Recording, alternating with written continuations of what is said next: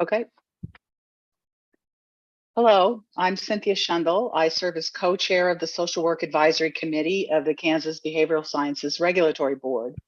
I asked the members of the advisory committee to respond to a roll call to signify their presence at this open meeting that is being conducted remotely by conference call and other electronic medium. Andrea Perdomo Morales, Donna Honer Queel, Sarah Behrens. Did I see none of them are here? That's correct. Okay. Mary Gill. Present. Thank you. Mike Gillette. Present. Leanne Gingery. I don't hear her. Angie Heller Workman. Here. Thank you. Jane Holzrichter. Present. Thank you. Catherine Reck. Here. Am I saying your name correctly? You did. Thank you. Eric Schonecker. Here. Kristen Stice. Present. Robin Unruh. And I note that the following BSRB staff members are also present: David Fye. Here. And Leslie Allen. Here. Thank you. Next, David Fye will read a message concerning this meeting being held remotely. Thank you, Cynthia. And Andrea Perdomo Morales did log into the Zoom at the end of the attendance, so she is present as well. Great. My name is David Fye, and I'm the Executive Director for the Kansas Behavioral Sciences Regulatory Board. Public comment allows the public to address the advisory committee about its concerns, but the Kansas Open Meeting Act, or KOMA, does not require the advisory committee to provide public comment or answer questions from individuals. Individuals requesting to provide public comment could contact the executive director prior to the meeting by sending an email to david.fye@ks.gov. One representative from the Kansas legislature has been approved for time to address the advisory committee, and representatives from the Association of Social Work Boards, ASWB, have been approved to make a presentation to the advisory committee. Because we are conducting this public meeting remotely by conference call and other teleconference ability, I state for the record the following information. Public access to this meeting is being conducted by medium of interactive communication that allows members of the public without cost to attend the meeting through the use of the conference call and on the board's YouTube channel. While the meeting is conducted remotely, the requirements of KOMA are not suspended, so this meeting will be conducted according to the KOMA. On August 23rd, 2022, updated on October 11th, 2022, we sent notice of the advisory committee meeting to all individuals who had requested notice of the advisory committee meeting.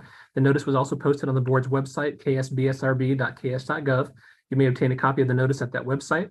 An agenda and other meeting materials have been posted on the board's website and are available for review. And you may also request a copy of the agenda by sending an email to david.fye@ks.gov with the subject line "request for the agenda," and it will be sent to you. The notice contains information for the conference call and YouTube channel that allows members of the public to attend the meeting free of charge. The notice also states that if there are any technical issues during the meeting, you may call the board office at 785-296-3240 or send an email to bsrb@ks.gov. A recording of the meeting will be available on the BSRB YouTube channel following the conclusion of the meeting by using the link to the meeting on the agenda. And Cynthia, before we begin, I did check the conference call. That is open and active, but there's no one on the conference call currently. I'll let you know if I hear a beep that someone enters that conference call. Okay, thank you. The meeting's now called to order, and the advisory committee will begin its discussion of the first item on the agenda, which I believe is the approval of the agenda. So is there any discussion of the agenda, or do I hear a motion to approve it as published?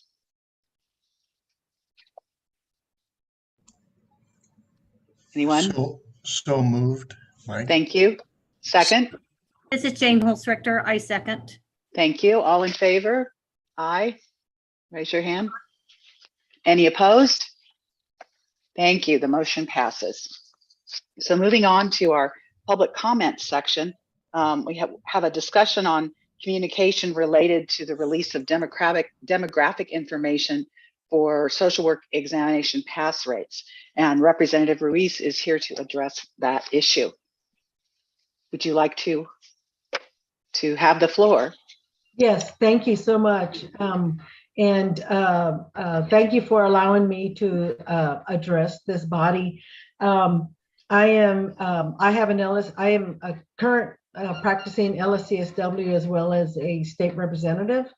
And I have had numerous emails and through Twitter of social workers in my area, and one constituent in particular concerned about that there may be a racial bias in the ASW licensing exam. And I know that the NASW, and I'm also a member of the NASW, the Kansas chapter, has had concerns about that. I know this is a national conversation that is going on. I'm very well aware of that. And I'm really happy that ASW is ready to give data that they have collected. And I know the data came out earlier in August, and it confirms what we had all been questioning. I'm committed to working with social workers. I know the NASW is doing this to come up with some solutions as to how can we better do these examinations, but at the same time, protect our clients at the same time. So I know it's a difficult task, but it's something that we absolutely need to address. We need to be able to have more representation among social workers. We all know there's a huge shortage of social workers across the country. Kansas is no different. And in order for us to continue to try to attract social workers in the state legislature, we're trying to do what we can do to help that along. But now having this information, it's something that we are going to have to address. But I would much rather have the NASW Kansas chapter and the national chapter come up with those solutions and innovations versus having a legislature do that. So I will be supportive as possible and would welcome any assistance from anyone regarding that. Thank you. Thank you, Representative Ruiz.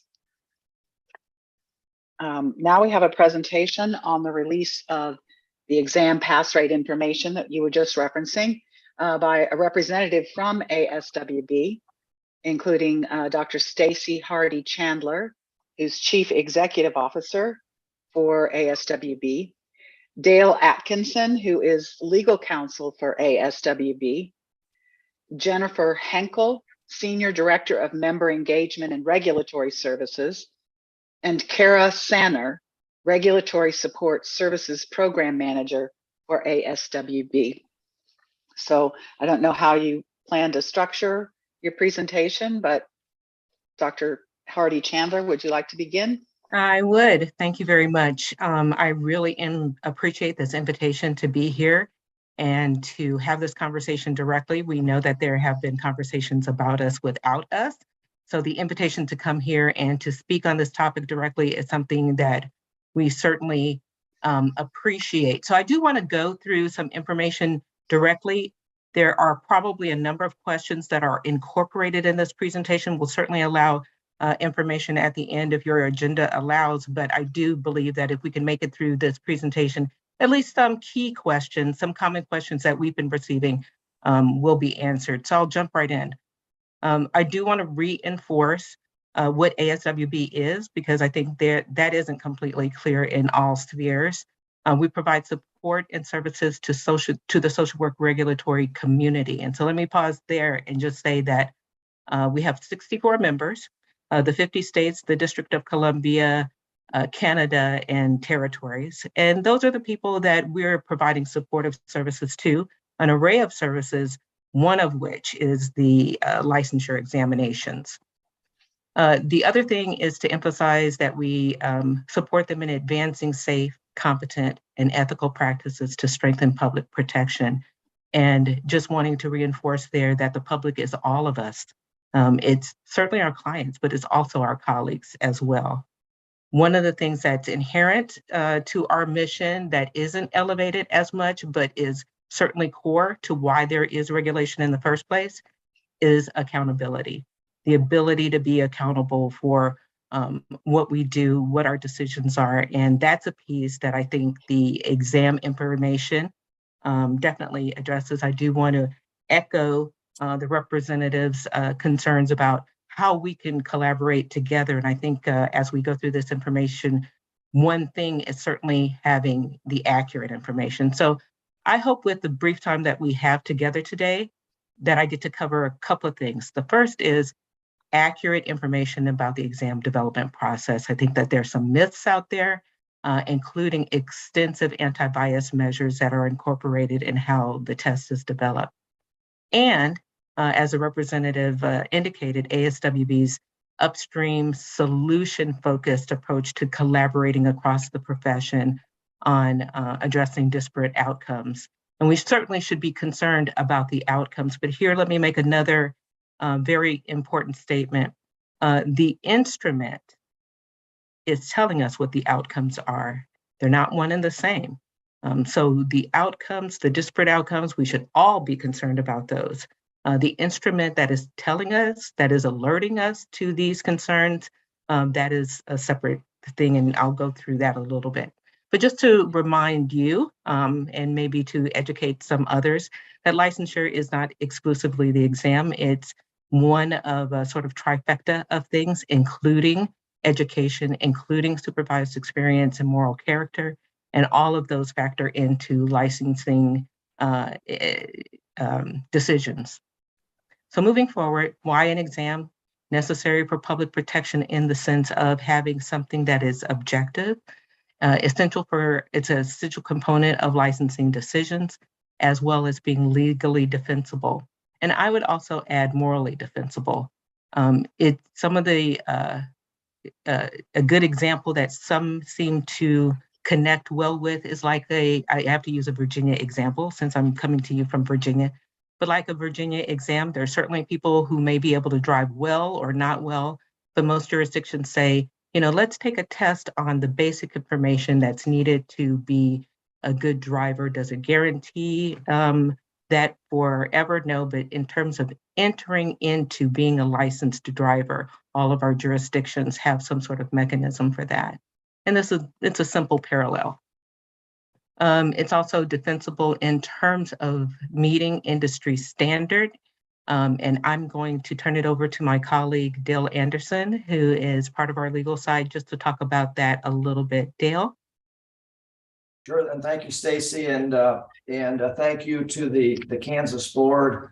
You're not thanked enough for the important work that you do in public protection and licensure. So I will shout out a thank you to each and every one of you, the advisory committee, as well as the board itself. As mentioned, I am legal counsel to ASWB. I am legal counsel to many other ASWB-like organizations. So most of the professions, I work with many of the ASWB type groups. And pretty much all of my clients develop, administer, score, and maintain a uniform licensure examination program, just like you do, following those standards that Stacy had mentioned. And those standards are important to help identify the legal defensibility of the program itself. So when I speak, it's more on the technical side. So take that as needed. But the important piece to all of this is that probably the only instrument that can be used and defended is an examination program. All of the other aspects of licensure introduce much more subjectivity to a decision-making process. So those standards that Stacy mentioned that are followed provide legal defensibility.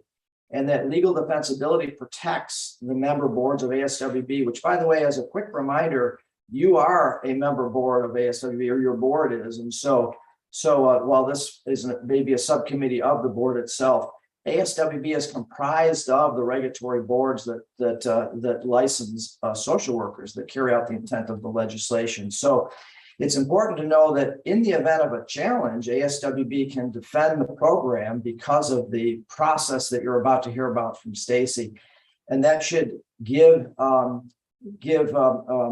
not only credibility, but defensibility to the ultimate licensure decision-making process that the board engages in to either grant or perhaps not grant a license.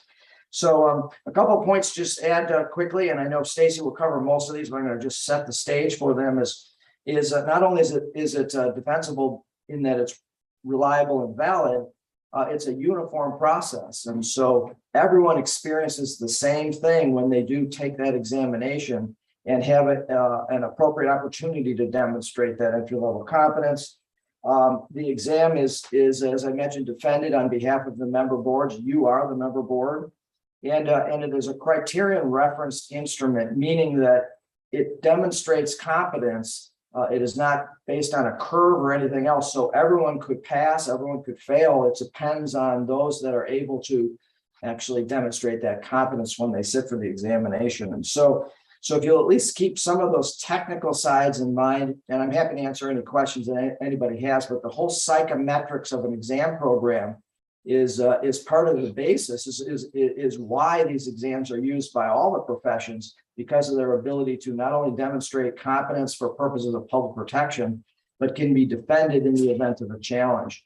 And so, Stacy, a little groundwork laid there, and but I'm happy to turn it back over to you, but I'm available for questions as they might come up as well. So thank you. Thanks, Dale. And I do want to reiterate the validity and reliability of the test. And I do want to highlight a little bit about the validity. It measures what it's intended to measure, meaning that when we do a practice analysis, and that's every 5 to 7 years, that's basically a survey of practicing social workers who basically design the blueprint for the test. So it's not coming from ASWB, it's coming from people in the field who are saying, entering into this field, this is what people need to know. So based on that massive practice analysis, a blueprint is devised, and then we'll talk about what happens after we get that blueprint information. But as Dale reinforced, there are both very clear psychometric measures that are connected to the exam, as well as you're beginning to hear, social work subject matter expertise. So how are the exams developed? ASWB has 20 personnel devoted to exam development and exam administration, and that is purely operational. There's no one at ASWB who writes the exam. We work with vendors, including Pearson VUE, which is where the exam is administered at over 300 locations, as well as our psychometricians who are constantly monitoring how items are performing and looking for bias. So I'll get into that process a little bit later. We work with item development consultants, and you see their pictures to the right of your screen. We're one of the few disciplines that actually pays our item development consultants because of the elevated quality that we want. And then we have exam committee members, about 65 of those, as well as 90 item writers. And again, those are people who are your colleagues. They're in your workplaces, in your communities, not at ASWB. So almost 200 people are involved with information coming from the social work, the practicing social work committee. And I think the picture on the bottom is a picture of one of our practice analysis task force. And I want to stop here and honor all of these people that you're seeing on the screen now, because we can stand by this test for the technical reasons that Dale talked about, but we can also stand by this test because of the work that our subject matter experts do. And again, they are licensed social workers practicing in the field. They're selected for demographic diversity, including race, age, every dimension, as well as practice diversity. So you'll have people who are in private practice, medical social work, school social work across the board, as well as geographic diversity, because we want people from across both nations, US and Canada. So when I say it's morally defensible, it's because of the attention given to the exam by these people who are our colleagues working in the field. Just very briefly, the exam is 170 items, of which 150 are scored. This is an important point for later on. Remember that 20 are not scored, and we'll get into why that's so critical in a little bit. It's a 4-option multiple choice test. And in January, it'll transition to a 3-option test. And that's because our data, making data-informed choices, is showing that that 4th wrong answer really isn't helping or hurting anyone. So we're actually taking it out of the test. There's a universal pass score. So whether you take it in Kansas, or you take it in Virginia, or you take it in British Columbia, your pass score is exactly the same. There are multiple forms of the test online, which means that if Dale and I are taking the test at the same time in the same place, his number 13 is going to be different from my number 13. And then the version of that test developed out of the blueprint is rotated quarterly. So there isn't just a single test. There are various versions of the test because to safeguard against cheating and to maintain the integrity of what's being measured. So it's delivered at Pearson View Centers. That's one of our vendors, so that even the environment is consistent, whether you take it in the US or Canada. And those conditions are the same as Dale mentioned. Now, this to me is one of the most important slides of this presentation. And this helps to explain the anti-bias measures that are built into the exam. First, it starts with who we recruit. And just as I mentioned before, there are a number of factors that go into who's being recruited as item writers, again, looking for all diversity along multiple dimensions. And then item writers are trained in best practices.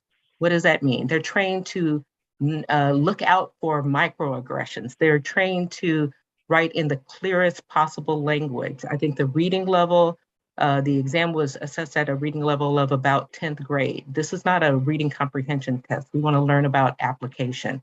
So they're trained on how to write strong items. Then we move into the item creation phase. The item writers are constantly submitting today, tomorrow, yesterday, constantly submitting new items based on their training in their area of social work expertise.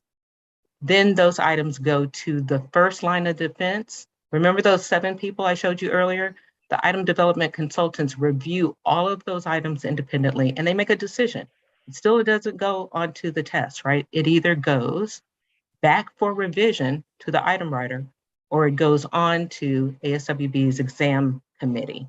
They review each and every item, and the exam committee, if you have an opportunity, I had the fortune of watching them work as I came on board.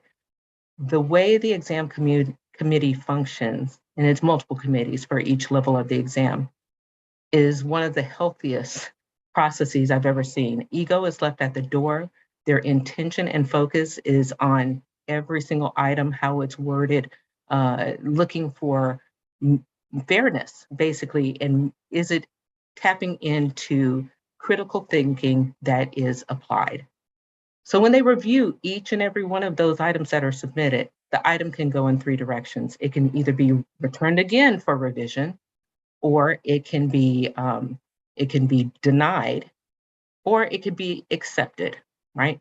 If it's accepted, remember what I said earlier, 20 of the items are not scored. They do not count for or against a candidate who is taking the test. That's where they are pre-tested and they're watched for how they perform statistically. So if a item is showing that Black women, I'll speak for myself, if Black women are not passing an item, that's a poor statistic. So it is flagged even before it becomes a scored item. It's flagged for differential item functioning, and it can either be deleted or it can be reworked. If it's reworked, it goes back through the examination committee. It can be accepted again, but it still doesn't go back on the scored part of the test. It goes back into pre-testing where it's watched again for statistics. Every single item has to show that it is not showing a difference by any demographic category, self-reported by candidates before it finally makes it onto the test. So let me say this as clearly as I possibly can.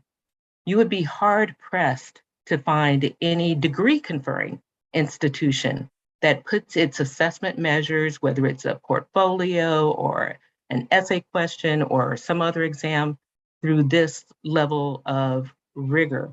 The bias is not coming from the test. The test is measuring bias in us, in our profession, in our society.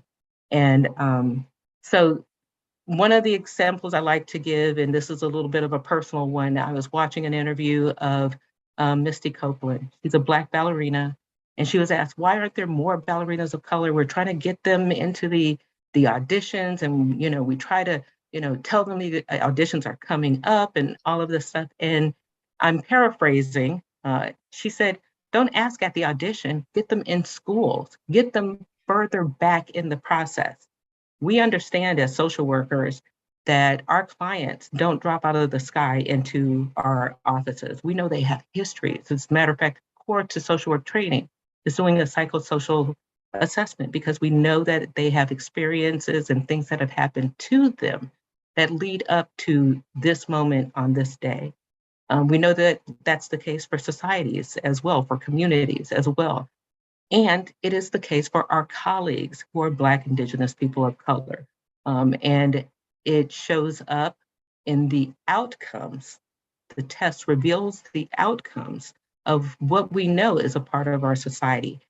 And so what did she do that is a lesson for us?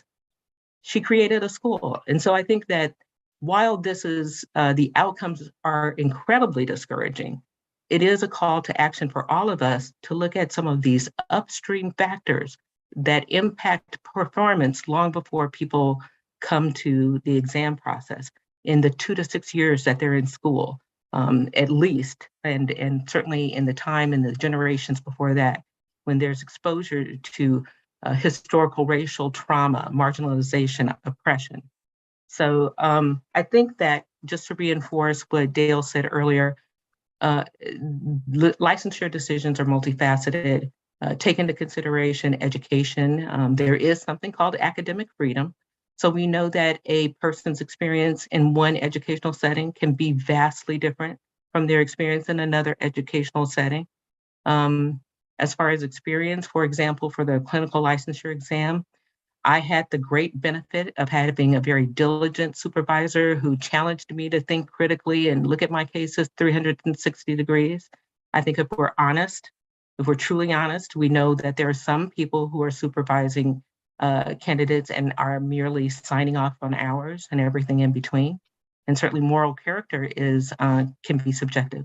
So as Dale mentioned earlier, the exam is the one objective, continuously vetted element in licensure decisions, which makes it not only, again, legally defensible, but in my opinion, based on the work of our colleagues, morally defensible.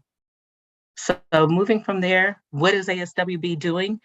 We are one piece of the entire social work profession puzzle.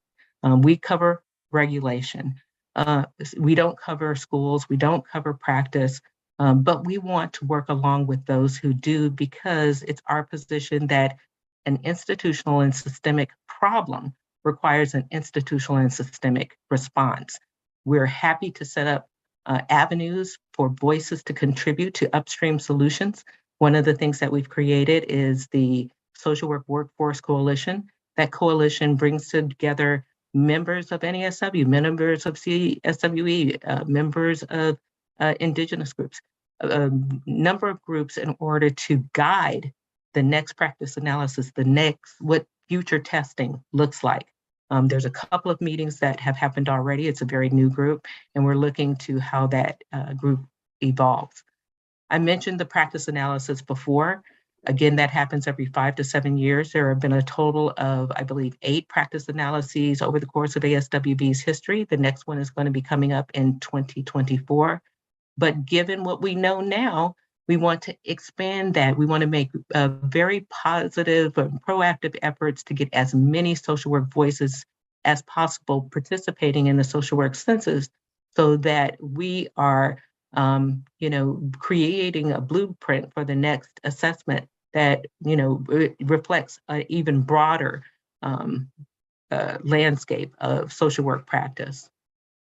The other thing we have done is we have historically had resources available to educators that they could use, and these have been woefully underutilized. This year, we expanded them, including additional resources for educators, and we certainly want to include them in the solutions, have the accurate information to share with their colleagues and with their students. And so a suite of free resources for educators is available.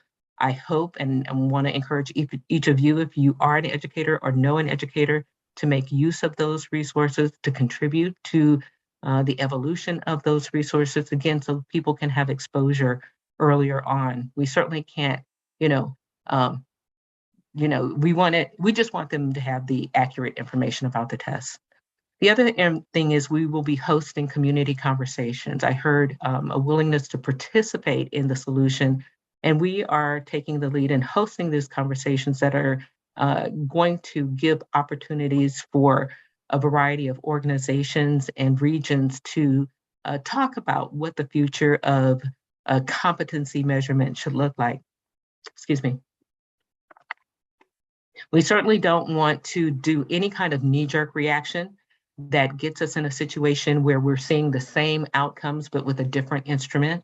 That is not going to be helpful to anyone. We want to be very intentional moving forward, and that means engaging people across the profession, and we're willing to provide forums for that engagement to happen. So I just wanted to reinforce that ASWB did release a national report. Don't stop with the first few charts. This is an almost 94-page report with a lot of information, and it is demographic information, meaning that it's basic descriptions, but descriptive information, which means that our next step moving forward will be more sophisticated analyses. But it's a starting point. It's a baseline. It's a look at where we are now. We also have an interactive map, so you can actually go and see how Kansas did relative to other parts of the country, and everybody can check their own jurisdiction. And then the third thing we did is generate reports for every single one of over 800 schools of social work, degree granting programs. And so they have an expanded report of how their programs are performing, including in the subject matter areas that are covered. So whereas before we were able to provide only pass-fail data, we're able to give more specific information about how every school is performing. So just as an example, we pulled together a little bit of Kansas data. I'm not going to go into this in detail since it's freely accessible online, but just so that you see some of Kansas's numbers. Ultimately, in terms of pass rates, Kansas is doing a little bit higher than the rest of the country. We have the breakdown by college.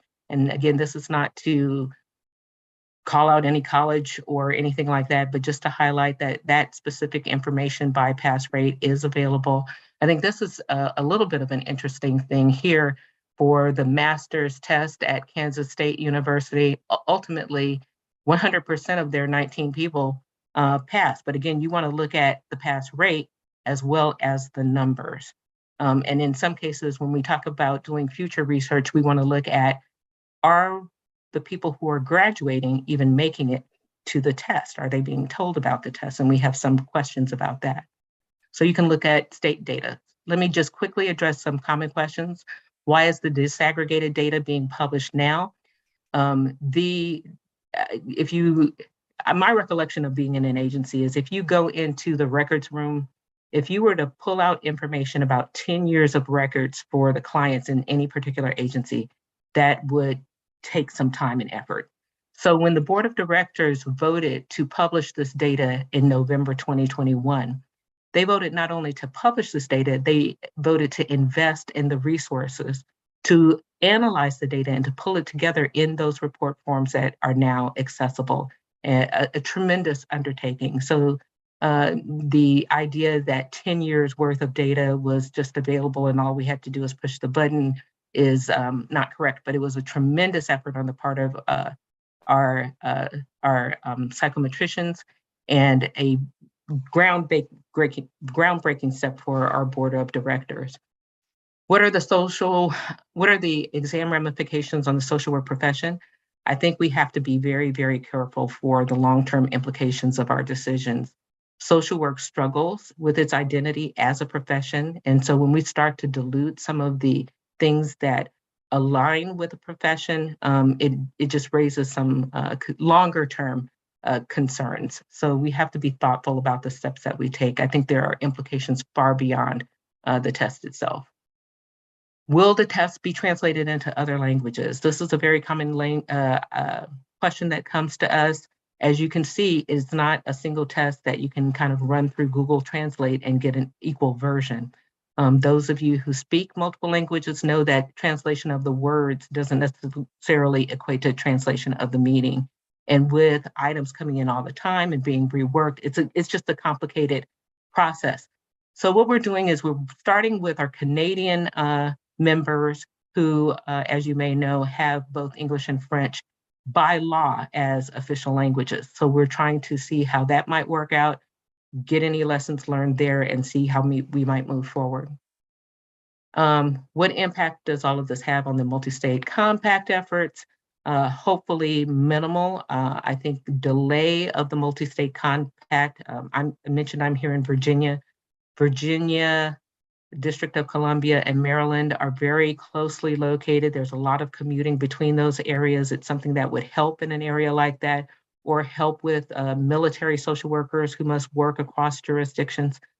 So I hope that these conversations don't delay those efforts to have licensed mobility, because that helps our clients.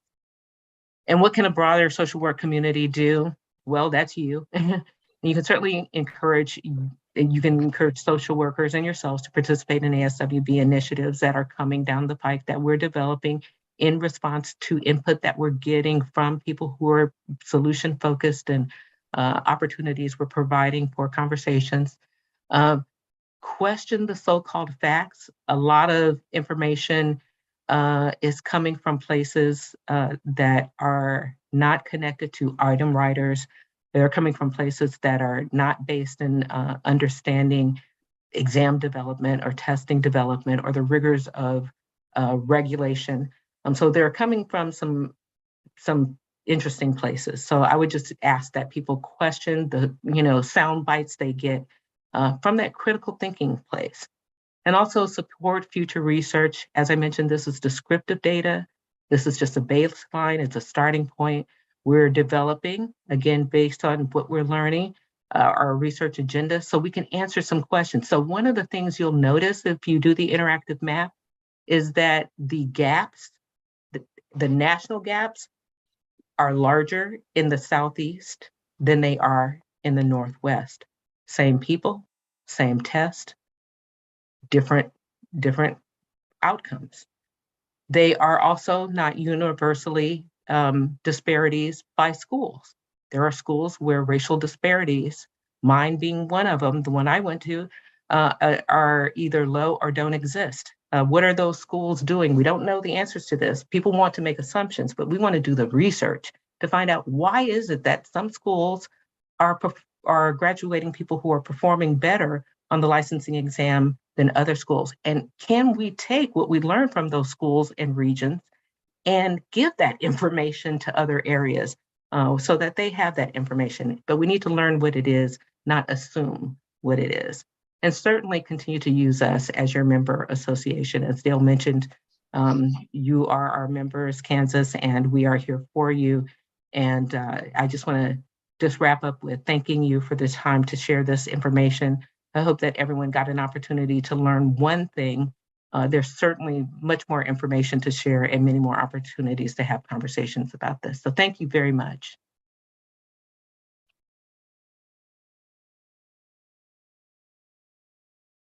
Thank you, Dr. Hardy Chandler. Are there any questions from any of the committee members? This is Jane. I'd like to know what the site was again on schools and the states that we could go into and look at the research.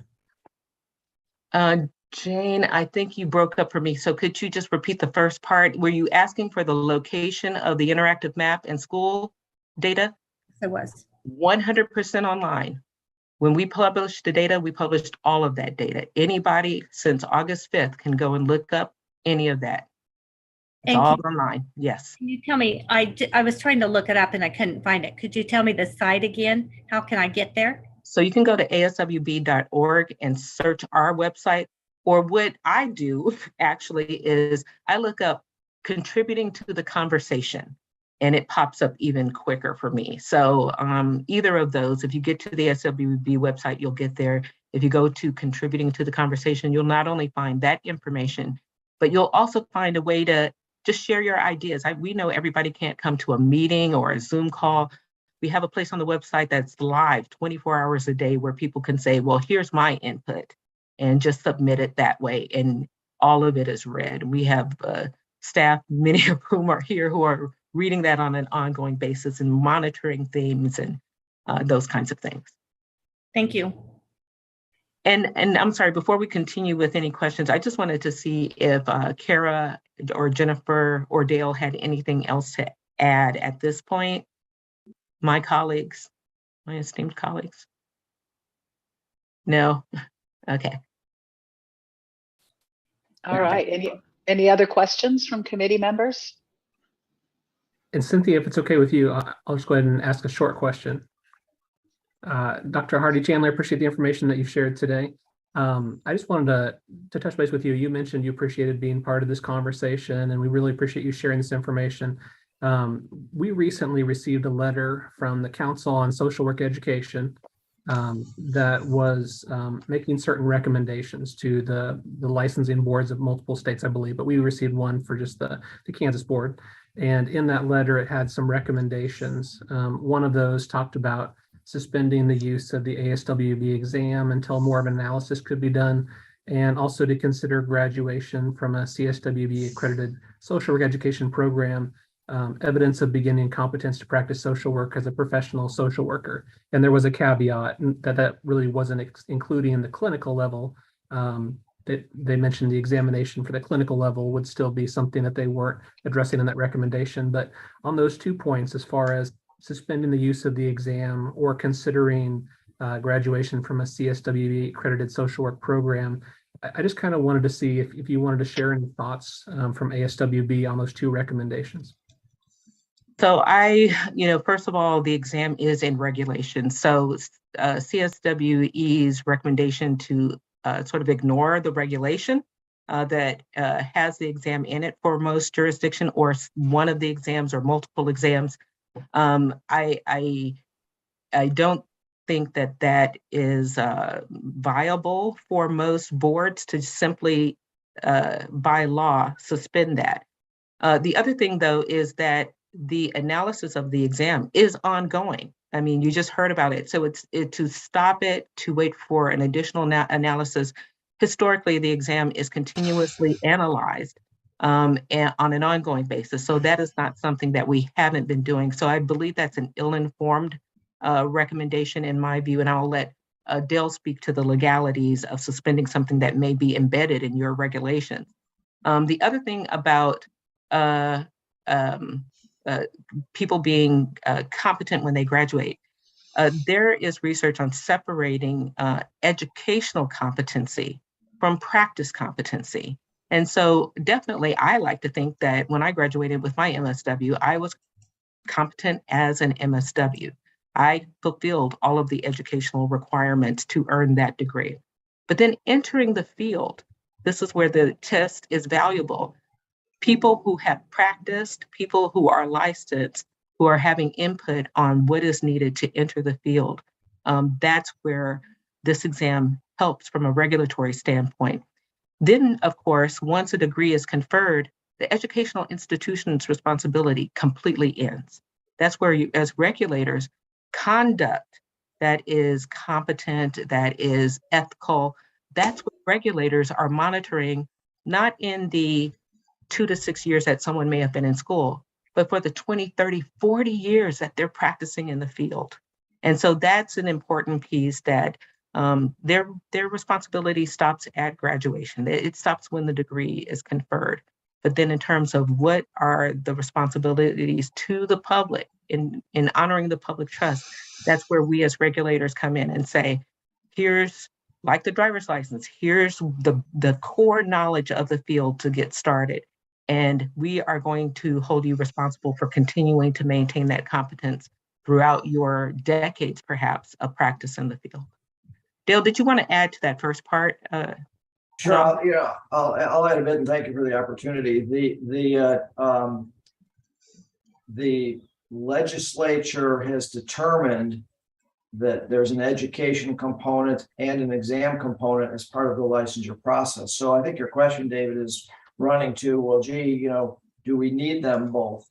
And I do think it's very important to understand the role that both play. Look across all the professions. They pretty much all have an education component and an exam component for all the reasons Stacy just said. And so I think it's always important for you all to ask yourselves why. Why are they both there? And they play very different roles.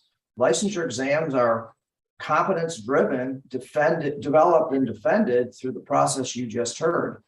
Academic freedom in education is to prepare you for a lifelong career in a profession.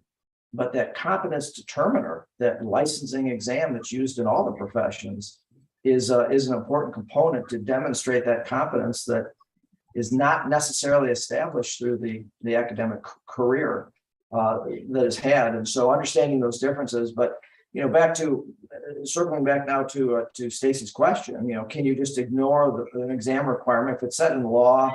Obviously, the answer is no, but the questions are going to come up to you. What should the next steps be? And I think it's more important for you all to at least consider and focus on why there's an exam component in addition to that education component, because they do play very, very different roles. Eric, maybe I shouldn't be called. Do I not call?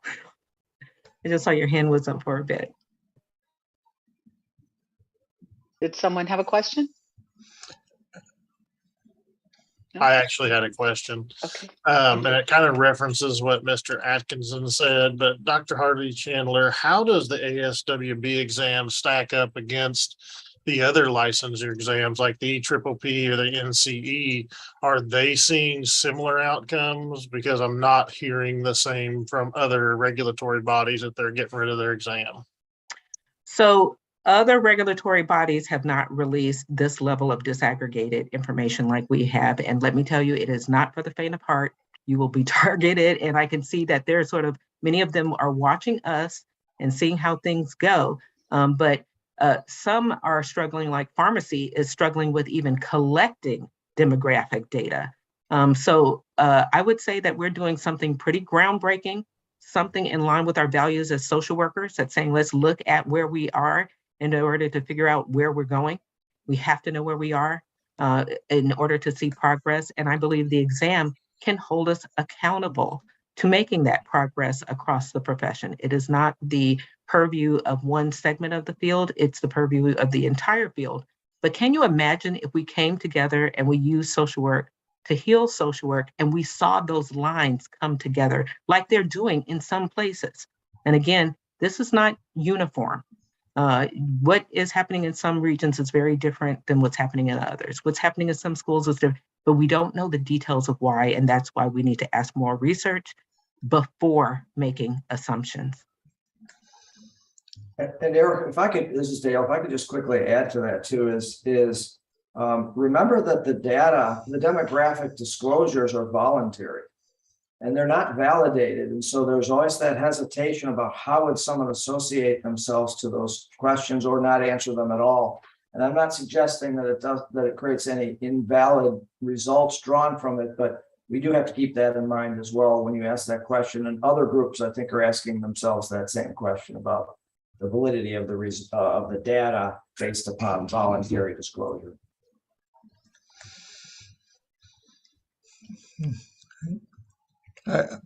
This is Mike. I do have a question. I'm not sure who's moderating this right now. Go ahead, Mike. Okay, thank you. The concern about the board approving this test as the official test, I looked at the Kansas law. We have a representative that was in the room here, but the law 102-2-9 pertaining to examinations, in our law in Kansas, it says that the board shall take an examination approved by the board. It doesn't specify what test it is that is the approved one. And that doesn't then revert to our state legislator or legislators need to modify the law in order to alter how we do the testing in the state of Kansas, as I read that law 102-2-9. And although it does make reference to a national standard test, but it doesn't say the ASWB test in particular. But my question then goes to how does it compare to the other professions, as one of my colleagues has mentioned? I believe the answer of taking a higher moral ground, higher ethical ground, and attempting to bring this information together and then ask the questions of are we doing it right? Is it right? Is it wrong? Is it making it difficult for older people, because that's one of the people that are identified in this, and I'm an older person, and so I can identify with that group. But at the same time, we want to protect the citizens of the state of Kansas. That's one of the big things our board wants to do. We as an advisory committee hear these things, and then we have to see if we can collectively believe that there's something that we can recommend to our board in terms of how we're going to do this. We definitely have a problem with saying that we're going to recommend using a test. I shouldn't say we. I have a problem. That's something that maybe the rest of the committee would have to debate or discuss, and that's not for this moment. But that would be biased to one group or one segment or to another. So it is helpful to hear your answers today. I don't know if this is really a question or more of a statement. Thank you. Thank you for that. And as an older person myself, I hear that. I'm in that over 50 group too. So to your point, the law is written very different in different jurisdictions. We have, 64 members, 64 ways that it's written. Right. It typically either says something explicit like ASWB's national exam, which, by the way, ASWB exists because boards came together and said, we want a consistent exam. You know what I mean? So our very existence comes from origins of boards. I think there were 6 boards in the very beginning saying, look, we want to come together. We want to do something consistent. And so that is how ASWB was even born. But as you mentioned, and again, I'll defer to the real attorney here, Dale. As you mentioned, it can be some other national exam. The development of that, the investment of time, the research is very arduous, and ours has evolved over time to be, this to integrate this process that continuously embeds robust anti-bias measures. And so you could do under your law another exam. Another exam does not exist right now. And so, it is very challenging work to do it fairly and to do it well.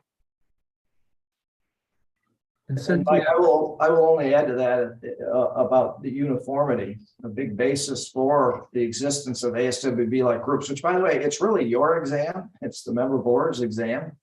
And so, but one of the biggest reasons for the evolution of organizations like yours is to promote uniformity, to allow mobility, portability, and movement between the jurisdictions, knowing that a standard has been developed, validated, and it can be then used as a basis for assessing that competence. And so the pharmacy group equivalent to ASWB, which was founded in 1904, their initial articles of incorporation refer to uniformity and a entry-level competence licensure exam. And so it dates all the way back to that. And so this evolution has really been important. And so when states or jurisdictions want to talk about perhaps having their own exams, you're going to lose that uniformity, which is a really important piece to today's evolution of the professions, especially yours in mental health, because you have this ability to practice across jurisdictional lines without even moving there. There's no physical presence. So there's a lot of big picture issues here at stake as you consider what may be alternatives, but But remember, your program is validated and is done so for a reason. This is Jane. One of the things that I was thinking about as you were talking about the ASWB is during the testing process, if you would take for an example, I'm an expert in the child abuse laws, but child abuse in Kansas, our laws are just a little unique versus some of the child abuse laws across the country. There's only about 3 other states that have some of the same laws that we do.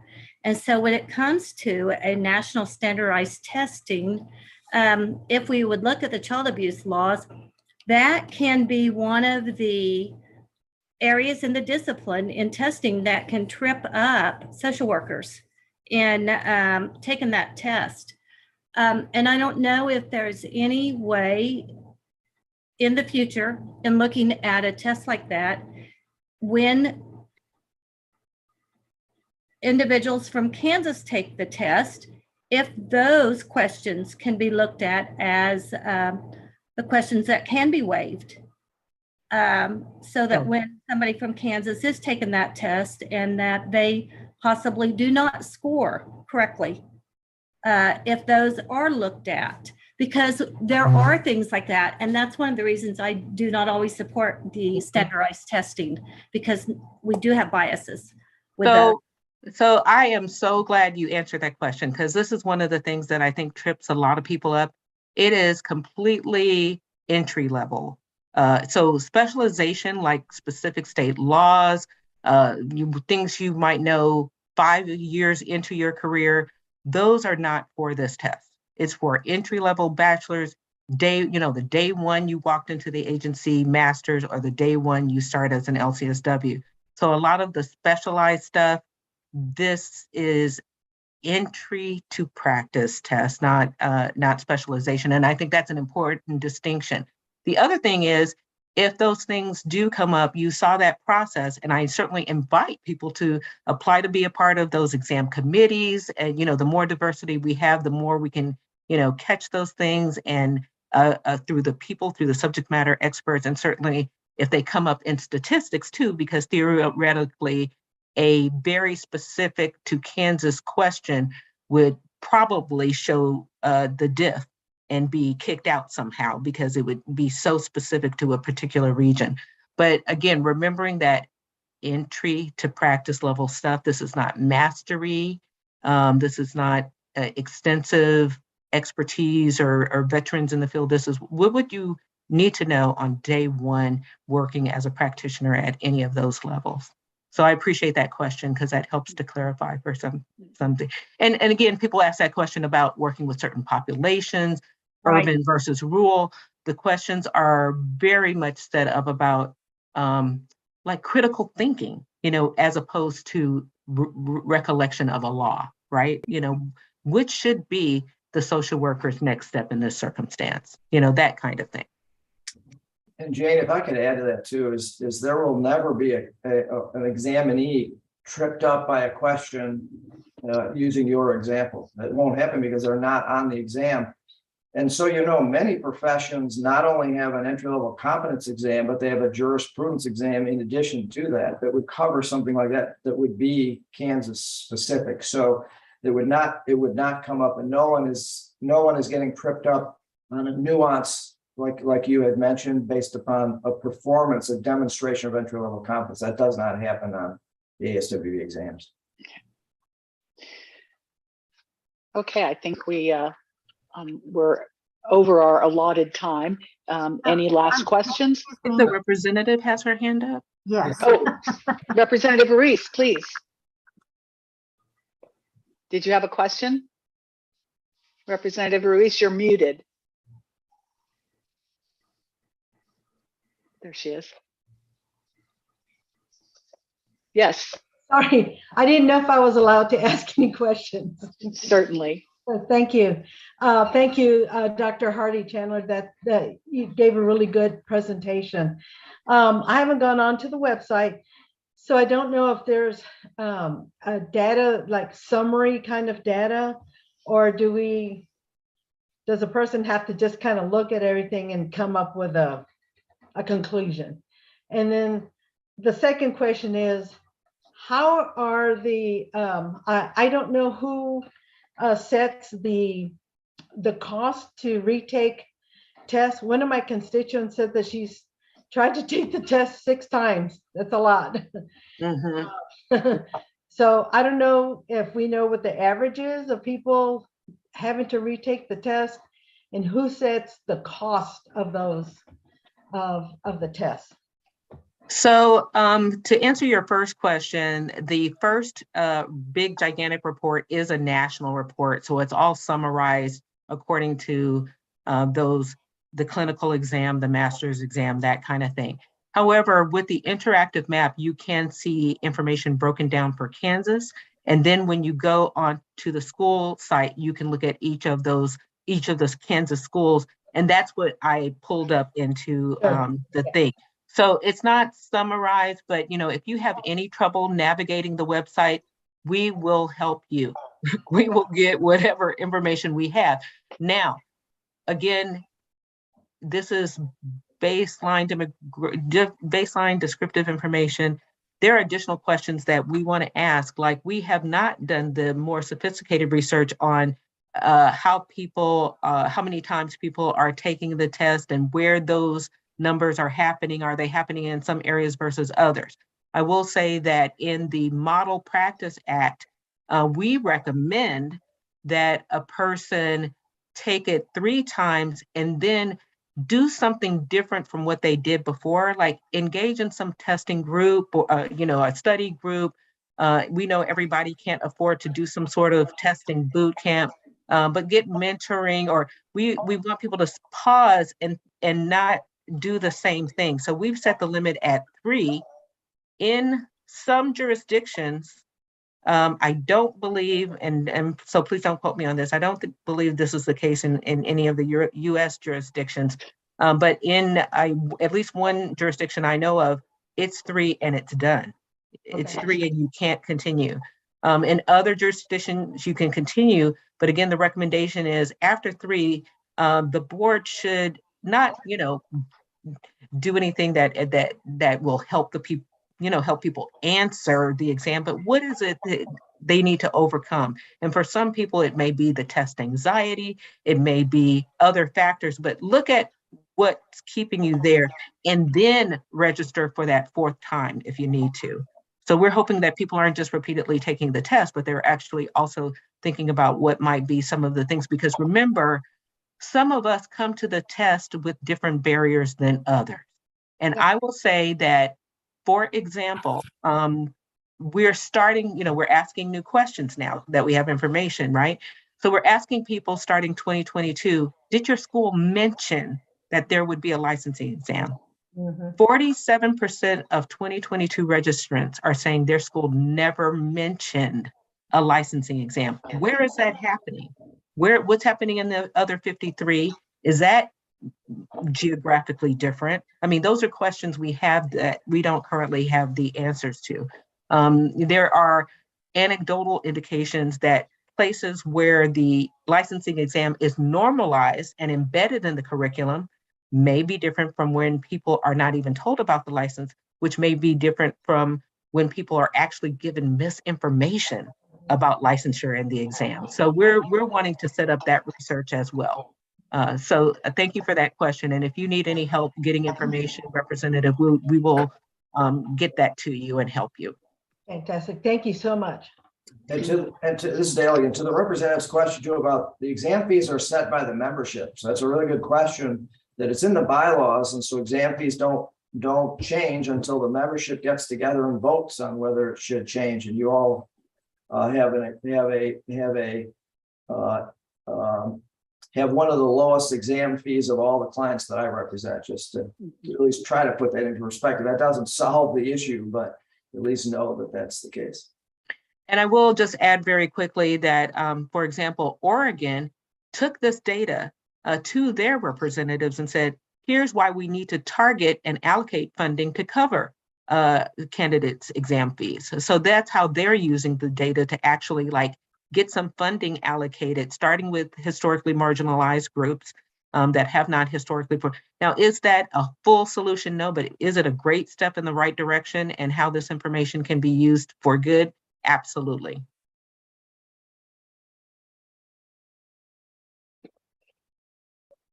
All right, any other questions? All right, well, thank you very much, Dr. Hardy Chandler, and the rest of the group for presenting this information to us. And we'll move on to our next item on the agenda now. I believe we need to review and approve the minutes from our previous meeting. Have you all had a chance to look at those? And if so, do I hear a motion to approve the minutes as drafted? I motion to approve the minutes as drafted. Thank you. Do I hear a second? A second. Great. Thank you very much. And all in favor? Aye. Aye. Any opposed?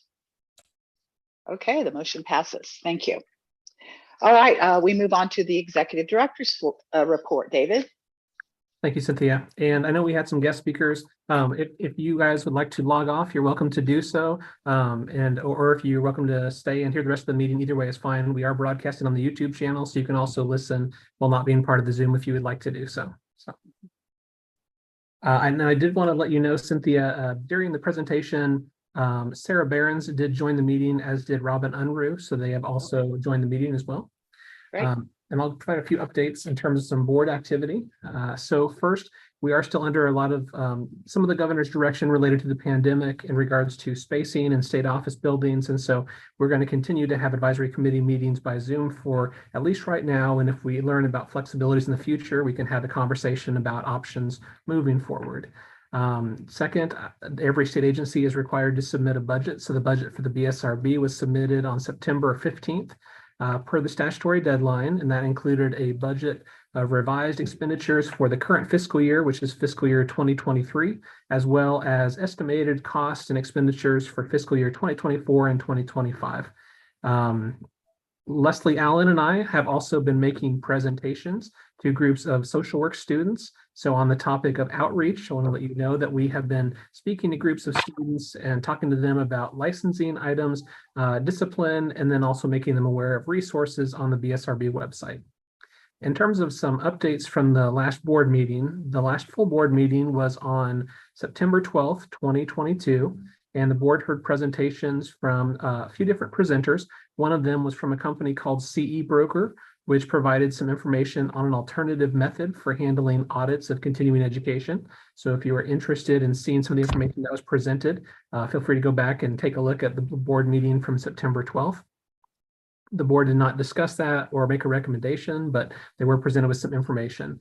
They also heard some information from a representative of Heart of America Professional Network on impaired provider programs and a possible program for Kansas for the Bsrb. Additionally, the board did not discuss that or make a recommendation, but just collected information at the meeting. And then the board is charged to oversee the licensing and regulation of the professions and also investigate complaints against practitioners. So under that authority, the board has an investigation policy, and there are 5 members of the board made of the complaint review committee that review the information our investigators collect in those investigative reports. And there is an investigative policy that they use for that process. The board is in the process of making changes to that document. It's expected that the additional changes will be made at the next full board meeting in November. And when that policy is finalized, we'll go ahead and post that on the board's website. Once a year, the board seeks to have an off-site planning meeting for working on legislative items and other agenda items for the next year. The board will be having that off-site planning meeting in Olathe on Monday, October 24th, 2022. That will be an all-day meeting of the board. And then the board will have a regular full board meeting the second Monday in November as per usually scheduled. One item that I wanted to bring to your attention that is planned to be discussed by the board at that offsite board meeting is an item that I talked to you about at a past meeting, and that is the board considered earlier this year candidates that are social work applicants from social work programs that the school is in candidacy for accreditation. from CSWE. And the question was, the candidacy process or the full accreditation process for certain programs can take about 3 to 3.5 years. And so you could have a school that is seeking accreditation, but the individual students graduate before they've reached full accreditation while they're in candidacy. And if you're not familiar with the candidacy process, we did provide some information on that previously. You have to reach certain benchmarks to be officially in candidacy. So it is an official label, which makes it a little different from some of the other professions. When they're seeking accreditation, they don't have a similar type of candidacy process. But the question was, how should the BSRB view these students that are from programs that are in candidacy for accreditation? Because currently the statute says the individual has to come from a program that is accredited by CSWE, or if not, it has to follow certain requirements and regulation. And one of those requirements calls for certain education to be received while the student is physically present at the institution. So for these online programs that are starting or that are in existence but are seeking accreditation now, it creates some issues with those students becoming licensed. And so the board is supportive of putting something into legislation or requesting it in legislation next year in terms of a way that those students could become licensed. One model the board was receptive to earlier this year was from Minnesota. Minnesota had developed a program where individuals who were in candidacy for accreditation could apply to the board for a license and could receive a temporary license that could be renewed while their program is still in candidacy for accreditation. And then if the program becomes fully accredited, then they would be able to get a permanent license. Other options that should have been talked about was maybe to have a provisional license versus a temporary license.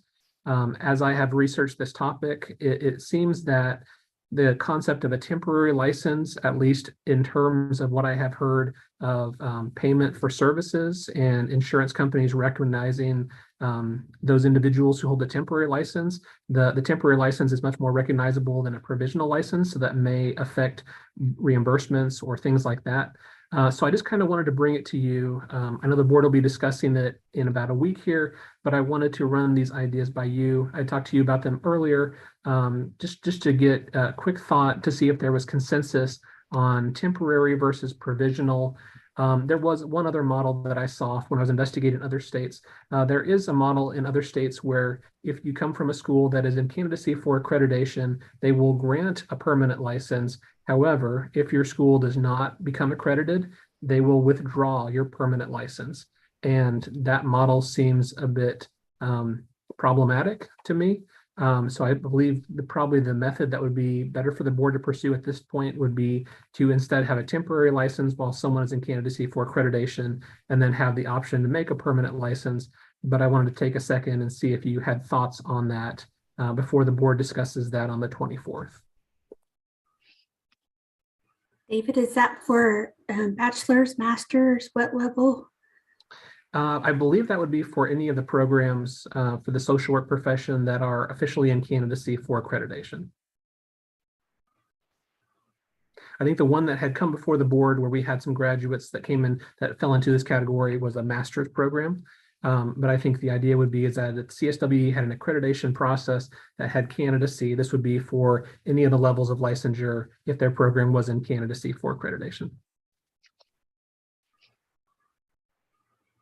And so I guess if there's no other thoughts, I think probably would it be consensus that a temporary would be preferred over a provisional, and that a temporary would be preferred versus having a permanent license that the board would withdraw later on? Okay. I think that makes sense if the temporary enables reimbursement more effectively or more broadly than provisional, although the actual meaning of those words, what it really is a provisional license provisioned upon their program being accredited. But yeah, the idea of giving a permanent license and then withdrawing it, that's on their record then and has to be explained. And I don't think that would be an accurate way to span that difference of whether you graduated from accredited or one that's in candidacy. Okay. And you're right, the term temporary license would be a little different than how we currently have it right now, because right now the temporary license would last most a year for most of the professions, and you could not renew it. This would be something that would allow, it'd be a new type of temporary license. So it would require legislation to develop this, but it would be something that could be renewed while the school was in candidacy for accreditation. So it would last longer than a year if it was needed to be extended through that accreditation process. And the accreditation process has a time limit? I believe it's about 3 to 3.5 years. And so I don't believe that you can just stay in candidacy for a very long period of time, but it is longer than some of these programs take. So. Point of order, do we need to have an official vote to make that as a recommendation to the board?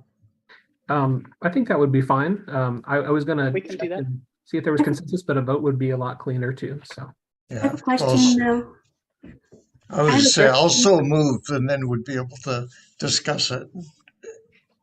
Okay, we have a motion to make that recommendation to the board. Is there a second? And then we can discuss further. I'll second. Okay. Further discussion. Someone, I didn't see who had No. said that.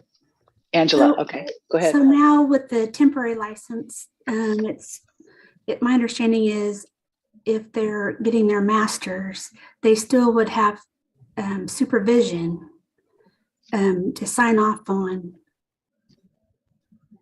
someone to sign off on their work or oversee their work for documents like clinical evaluations and things like that. How would that work in this situation if it's going to be a long-term? To my knowledge, that signing off is not in our statutes or regulations. It talks about supervision and direction, but I don't believe it speaks to signing off. I think it's in the legislative part where a temporary license can't sign as a qualified mental health professional. That is not our statute. The qualified mental health practitioner is not our statute. So That's a Leslie, different though, designation. Leslie, would it be the same requirements? A temporary would have the same requirements as the other paths? Mhm. Yes, yes. Okay. No, that's- So they would have met all of the requirements of a permanent license, except that their program is still in candidacy. And they would be able to renew until the end of the candidacy period, when it would become permanent if the program is accredited, or it would then, they would lose that temporary license if their program was not accredited. Is that what we're proposing? Okay. Any other discussion? Does that cause a management problem on the BSRB staff to be able to say, it's not like going to be a whole bunch of people, I wouldn't think, that would fall under this kind of a situation, but it does put a responsibility. Someone has to say that candidacy period is over, or the school did not reach its, requirement. I don't like to put additional work onto the staff of the BSRB. Yeah, I think it would probably be a small group of individuals, and we would need to set up a new process for this, but I think we would be able to oversee it and keep track of those individuals. We aren't likely to have a string of new programs that are in candidacy. I know of one right now. Are there others in the state that are new programs, social work programs that are in candidacy? So you would have whatever the graduating class was from that institution until they reach the end of their candidacy. So 2 or 3 classes probably, right? Yeah, I think it'd be pretty rare. And it could also involve students from other states too. Oh, if those sure. programs were seeking accreditation too. But I do think it would be a small group of individuals who would just, create a pathway to licensure for individuals they could practice, even though they fall into this unique category. And I know we still have an open vote on the table, but I appreciate this conversation and finding an avenue, because I think the flip side to this is that it's kind of the chicken or the egg approach that if you want to have a new program, people are not going to apply if they know that there's no path to licensure, and so it's us being creative and finding an opportunity for new enrollees to have that option at the end. And I think I mentioned this when this topic first came up a long time ago, but the way that CSW looks at it is that once you're in that candidacy phase, once your program becomes fully accredited, they will go back to the date that you entered candidacy in terms of establishing your accreditation period.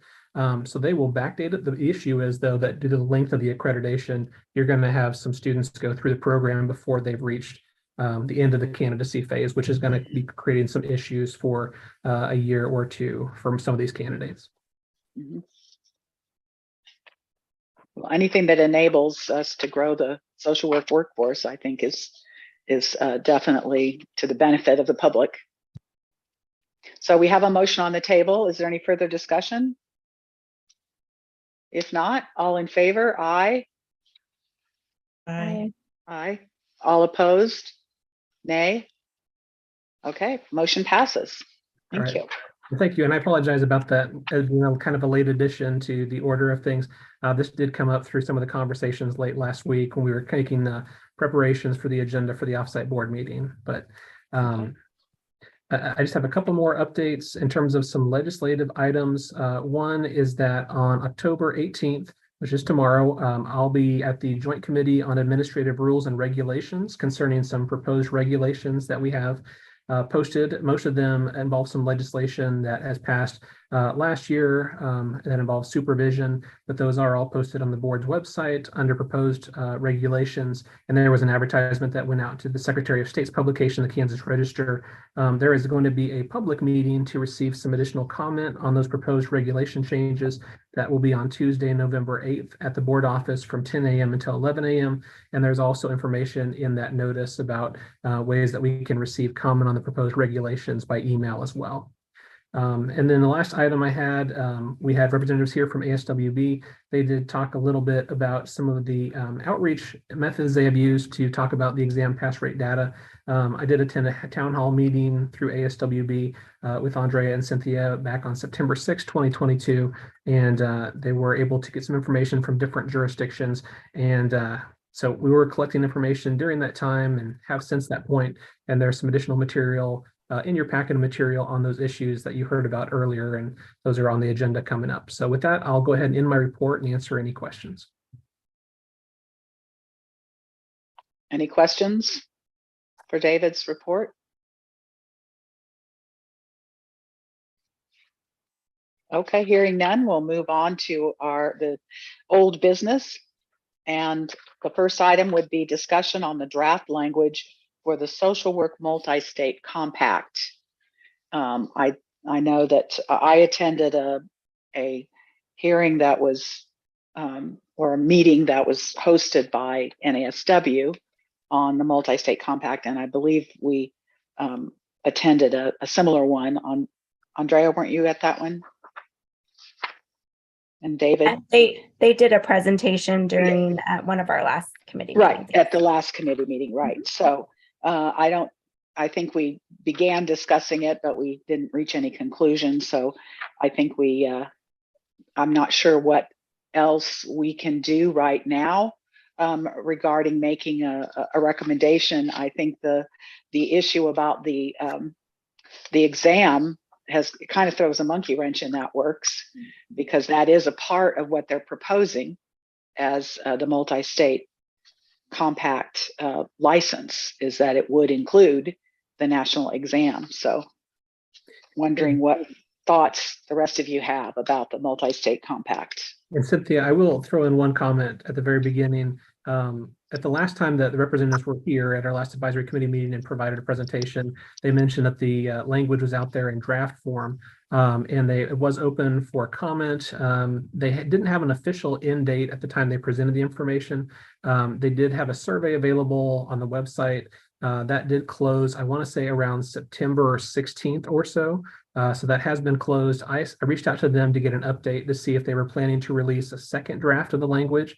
They said that they received some feedback from individuals. They're currently in the process of reviewing that to try and incorporate it into another draft, but that hasn't been released yet. So I'm on a list to get updates whenever they do put that out. But right now, I think draft 1 has closed, and I would expect that draft 2 would come out. So rather than maybe have the advisory committee reach an official recommendation at this point, it might be helpful just to know that another draft will be coming in the future. But Okay. if you want to have any preliminary discussion, that's perfectly fine too. So. Okay, so, right, we would need to look at whatever their final proposed draft is before we would decide whether to recommend that to the board. And then that would require legislation. So that would probably be the next legislature, right? I think, initially they had a goal of maybe being available for the 2023 legislative session. But they said that they, based on comments and additional drafts, it's possible that it would not be ready for this session, but if not this session, they hope to at least have it available for the 2024 legislative session. Okay, so we've got a little bit of time to revisit that when we get the second draft. Does anyone have any thoughts or comments from what we did here at our last meeting? Any discussions you've had with other social workers about the possibility of a multi-state license? Okay, hearing none, we'll continue that for future discussion. And let's move on to discussion of the ASWB exam pass rate information. Have any of you had a chance to look at that data on the website? If you have? No? It's, I don't know what the rest of your thoughts are about the presentation we just heard, but the idea that it seemed to me that we were hearing that no, the test isn't the problem, and that somehow the bias is coming from somewhere else. But I do have a problem doing nothing about the data that they released, even though I understand that you might not be able to definitively say exactly what the source of that bias is right now. But we do know now that the results of that test are biased, and that we are excluding some people of color and minorities by using that test as one of our criteria for licensure. So I'm wondering what the rest of you think about that. I wanted to ask a question. Are the states wanting to line up about this or have some alignment, or is this strictly state by state? Well, the test is universal in all states right now. But I mean, how we're going to address this or what we're going to do with it, like eventually. Well, there are a few states that have already reacted. David, I think is it Illinois? What are you had sent something about that. What are the states that have already reacted to this data?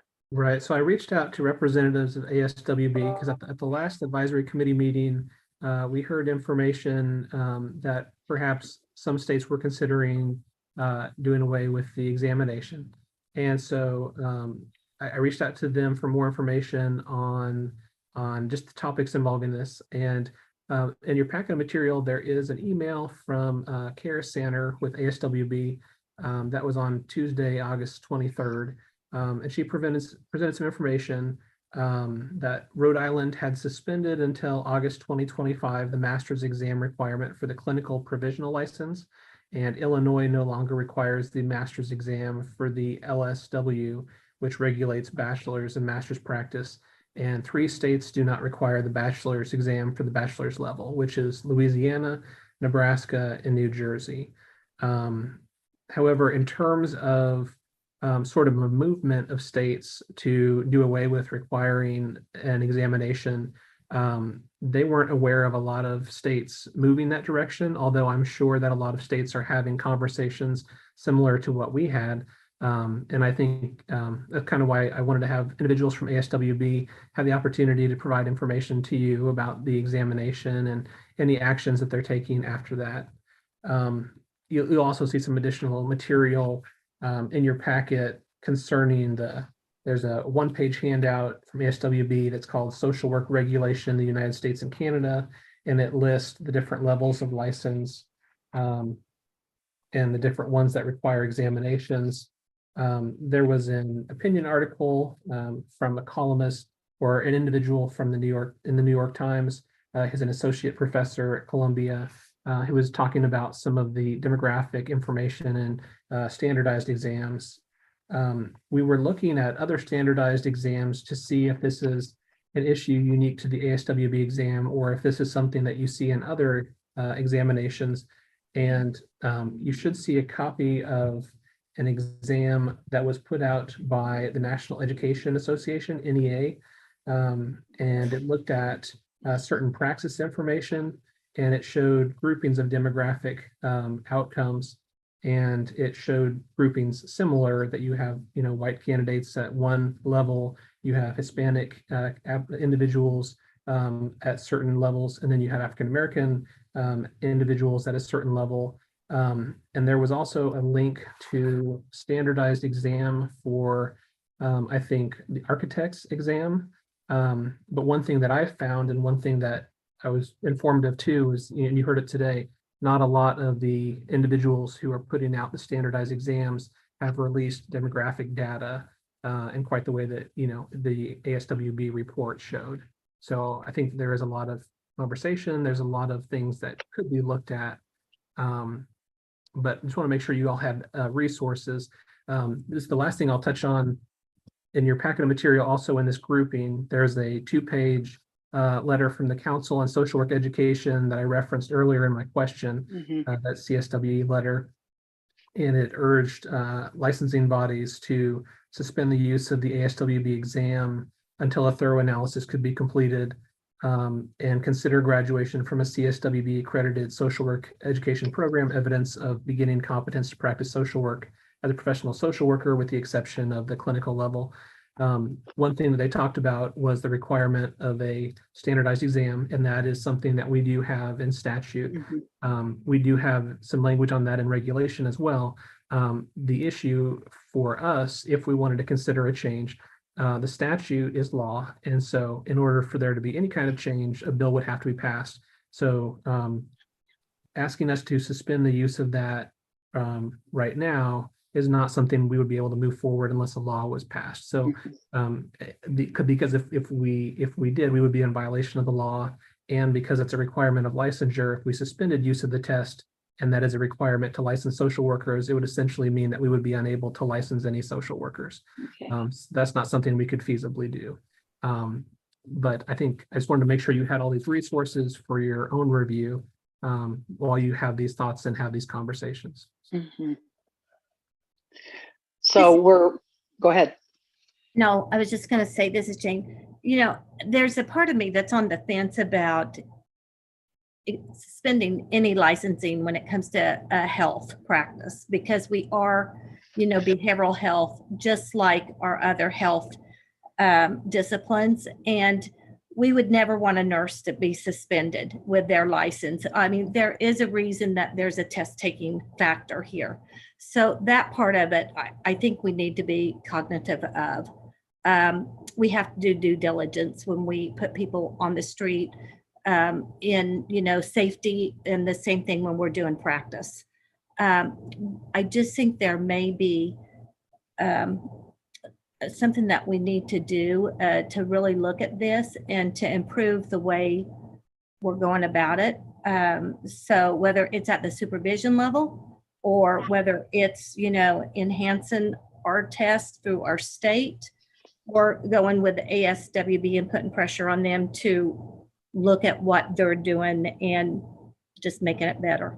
But I don't think we should take away licensing through a test.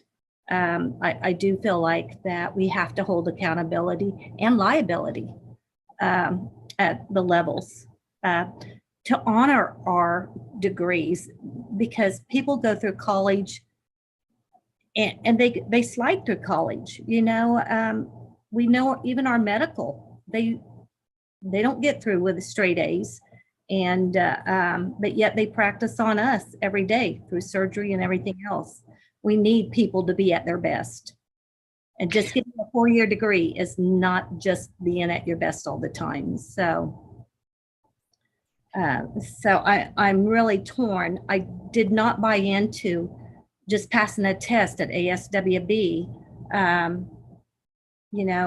is everything that they made it to be today, because I know all of their questions are not, just written in the best that they can be written, because people do fail those questions because they don't understand them. We know that.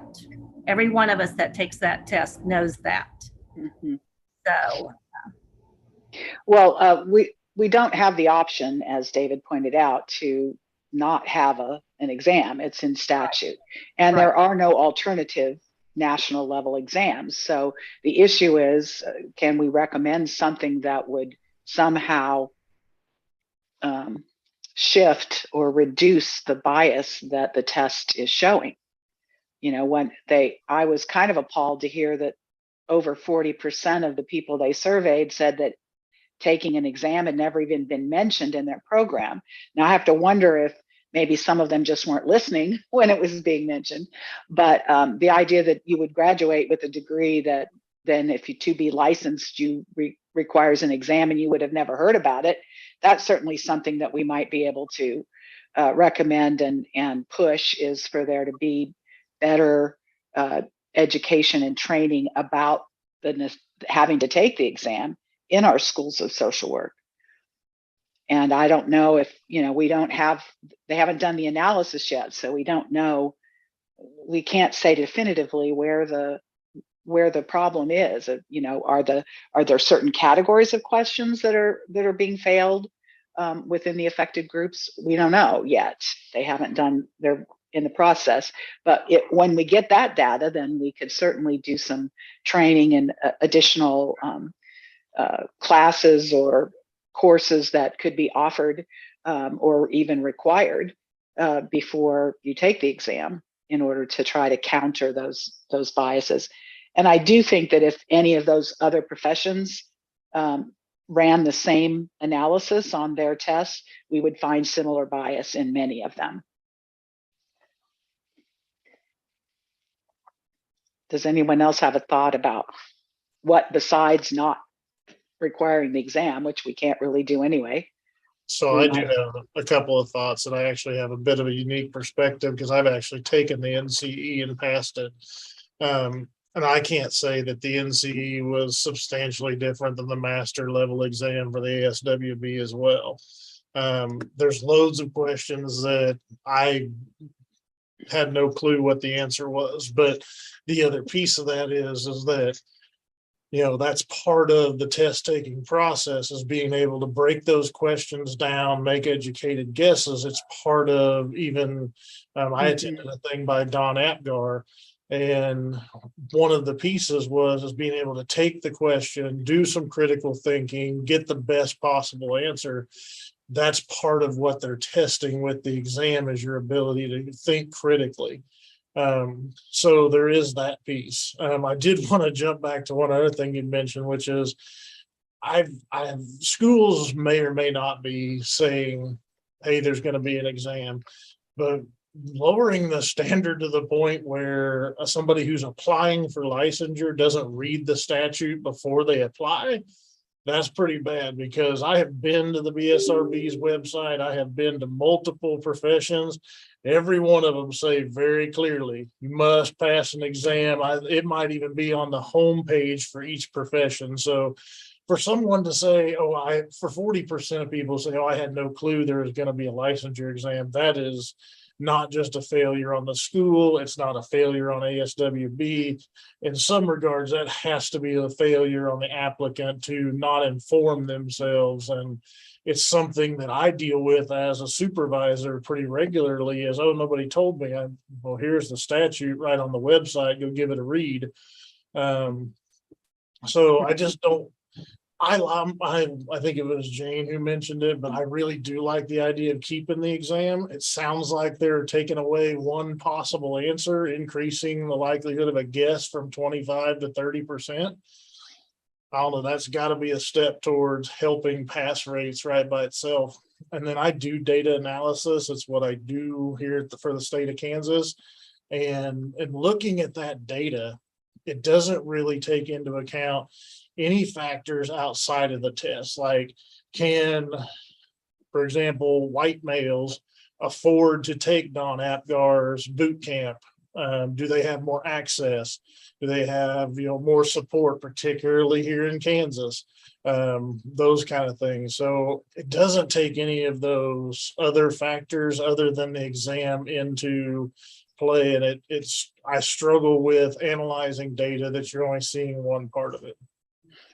Yeah, very good point. I was thinking when they were talking about, well, everybody takes the test the same way. Well, they might have the same platform on the computer, but where is the computer? Where are they sitting?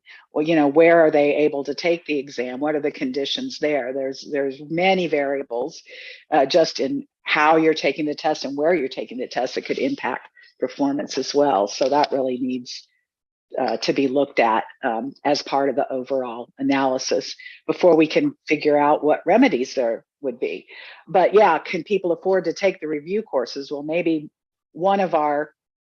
until we have more definitive data, maybe one of our recommendations is that, a good review course is provided to applicants in some way. I don't know if, there could be funding for that but it would be a way to at least eliminate that factor from the equation. Is, do people have equal access to a solid review course that would theoretically increase overall passing rate?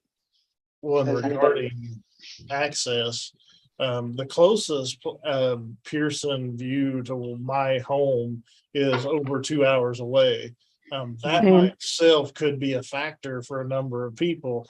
My experience was I got a hotel room. I took a leisurely stroll up to Kansas City, had myself a delightful dinner, hung out with friends, and got ready for the test and had a very laid back. If I'm somebody who has to get up at 5 a.m., drive 3 hours, dodging deer, fog, and the rest of the Kansas weather to make that same trip, I'm going to be far less emotionally, physically, whatever, prepared for that exam than the guy that could afford to go up, have a hotel room, hang out with friends, those kind of things. So those are factors that I think of when I think about the exam is, that's not necessarily everybody's going to have that same experience. Yeah, good example of just one of the many variables that could be contributory. I agree with Cynthia with your point that it appeared that the ASWB was pointing over that direction as a problem, but the letter that we received from the certifying agency for colleges, programs pointed the other direction themselves. Yes. They did the same thing, and that's bothersome. Accept and own. Well, that becomes a counseling and therapy issue, I guess.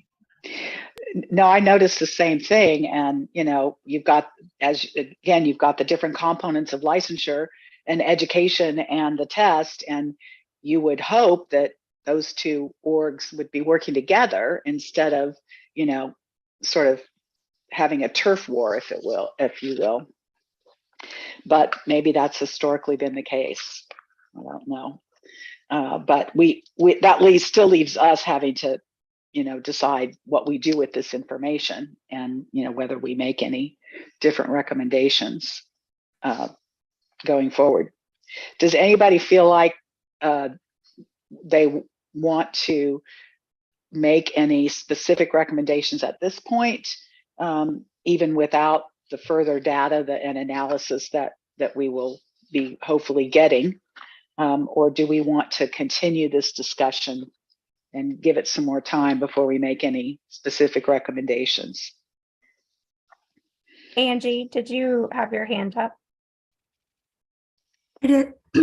It's not about that situation. I found what I was asking earlier. Oh, okay. Sorry, my voice is going. I think out of just a couple of things that we talked about today, and Eric, what you mentioned, I think is very important, that just having access to what is standardized testing, how do you work through that? I don't think is a tool that everyone has access to. And so I did like the recommendation of, asking for some dollars to cover this. So we do have graduates that are going down several different paths. You might have a very small nonprofit that has no dollars to invest in additional training before licensure. Or you might have larger organizations that do have the funds. And so everybody is just kind of at a different, not an even playing field, if you will. So is it possible then to ask, I would love to hear more feedback from the universities and other licensees on, what they think are some potential options. The other thing that has been, I know, brought to my attention is that we are one of the only fields that requires licensure for the bachelor's level and then again at the master's level. So I don't know if that's something, and I'm just throwing that out there as feedback that has been passed on to me. But if that's something that we would want to look at, I know that was in CSWE's recommendation of just staying with the master's level. But even if we stayed with that, we still have the same questions, right? As far as access and what the pass rates are for clinicians. So just, I don't know that. My only recommendation that I would have at this time is looking at some funding to potentially equip new individuals with that training on standardized testing and that kind of, what she said, kind of like a testing boot camp type of approach. Mm-hmm. And would we want that to be something that would be incorporated into the programs at the universities? Would we want that to be something people could apply for those funds? Would we want it to be available across the board? How would that be structured? Or would we just make a general recommendation and then let those details get sorted out? Some of that kind of becomes the NSAW or an association's responsibility or a care factor too. I was, as Andrea was speaking, was wondering about the cost factor, that for some people to pay another $124 to take it a second time and a third time. And then there's the fear factor of, boy, the anxiety going up, taking it the second time.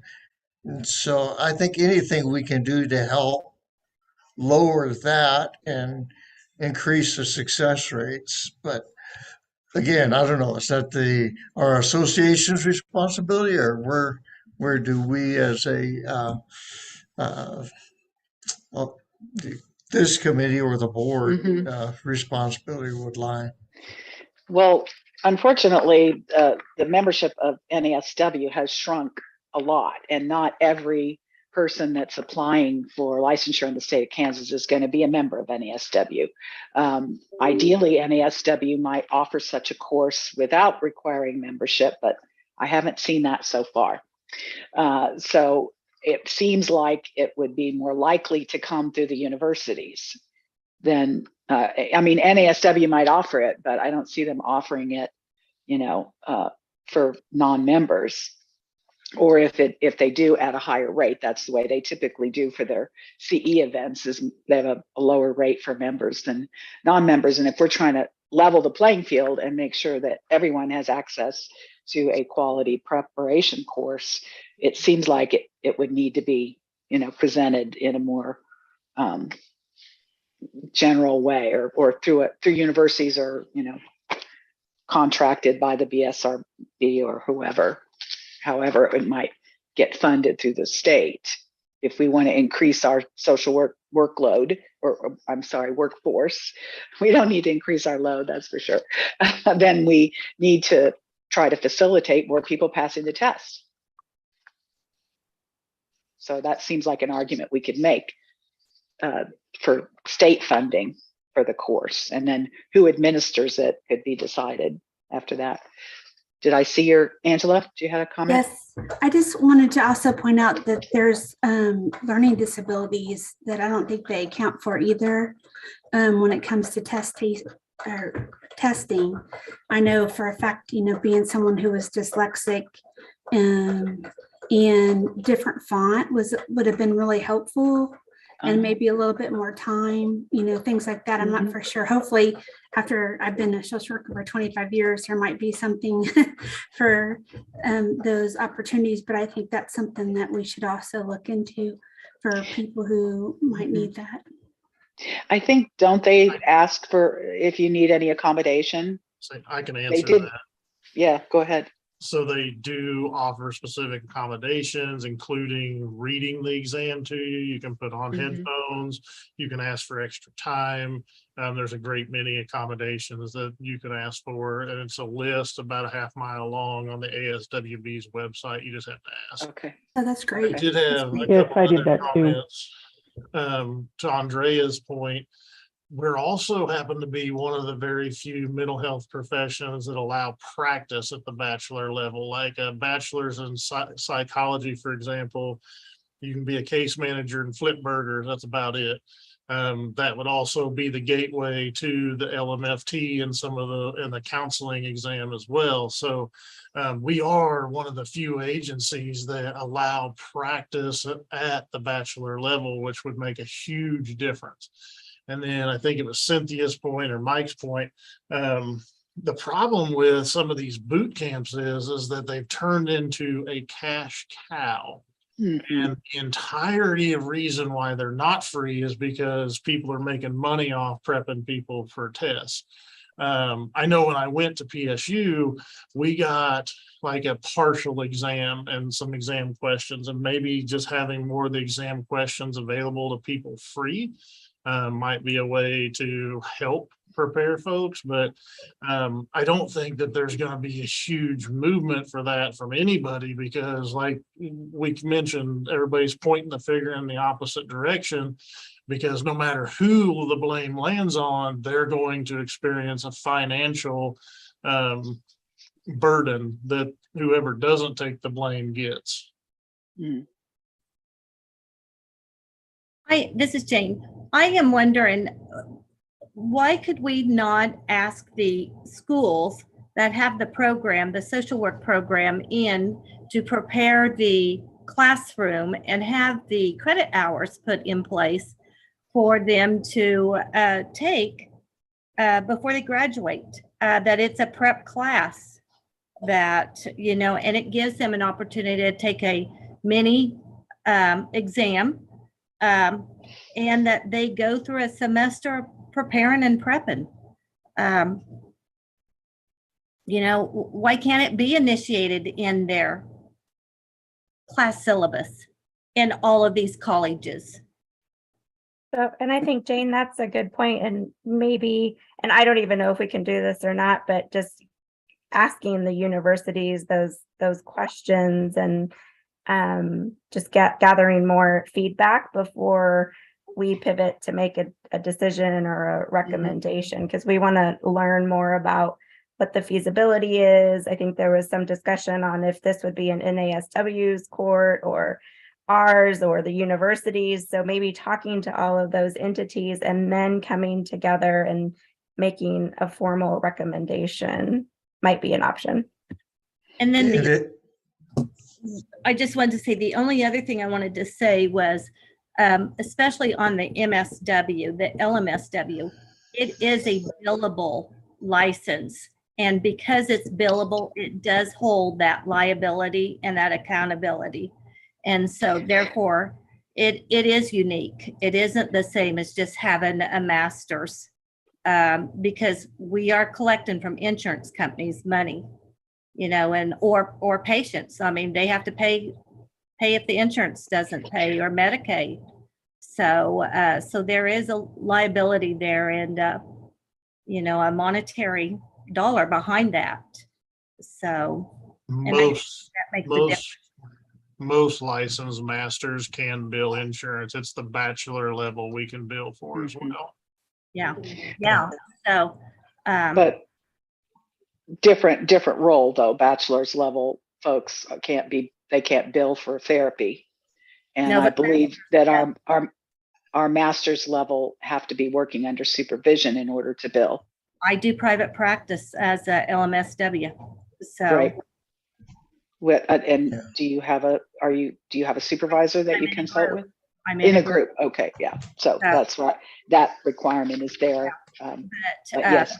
But yeah, there's a liability, and accountability. So, That's So, kind of what my point was about the qualified mental health professional, because I did find the definition and to me, it's the way that it speaks is that they have to have, it says that the licensed professional, therapist, psychologist, counselor, clinical professional counselor, a licensed specialist social worker, or a licensed master social worker, or a registered nurse who have a specialty in psychiatric nursing, who is employed by a participating mental health center and who is acting under the direction of a physician or psychologist who's employed by or under contract with the participating mental health center.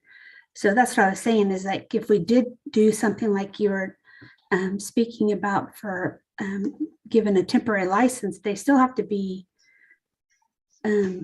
supervised by that, licensed person who has the license. And to me, I feel like if they have a licensed social worker and they're supervising someone, why aren't they signing after the temporary licensed person?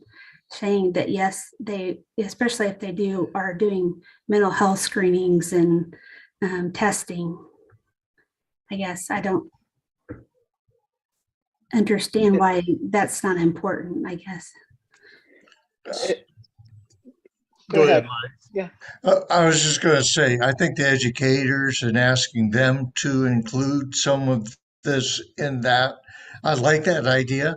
But I would think directing that towards the Council of Social Work Educators, the CSWE, as a part of their review of the programs, it seems like it would be appropriate from that level. So maybe we send them a letter. They give us a letter, we can send them a letter and ask them to do that anyway. Yeah. Angie, to kind of answer your question about the qualified mental health professionals. So my understanding, and this is sort of a side conversation with a side conversation, but those qualified mental health professionals have to work at a mental health, like community mental health center. And my understanding is that is something that the managed care organizations here in Kansas and sort of nationwide have given as a gift to mental health centers. So nobody actually can do that except mental health centers. So they sort of regulate themselves. That's why it's not a BSRB thing. It's done through the insurance companies and the mental health centers. The statutes that Angie was speaking of is in the act of the Care and Treatment Act for mentally ill persons. So it's its own set of statutes. It's not part of BSRB statutes. That's all I was saying, Angie. Okay, because I was going to say, I have to I need to leave. I've got a patient. Oh, okay. Okay. Thank you. I review for the state documents, and I want to make sure that person's a qualified mental health professional before I approve it. So I just was trying to say that if we do these temporary licenses, we got to make sure, they understand that there are stipulations of when they can use it, I guess is what my point was. Would they be excluded from working in a mental health center? No, but they would have with a temporary license?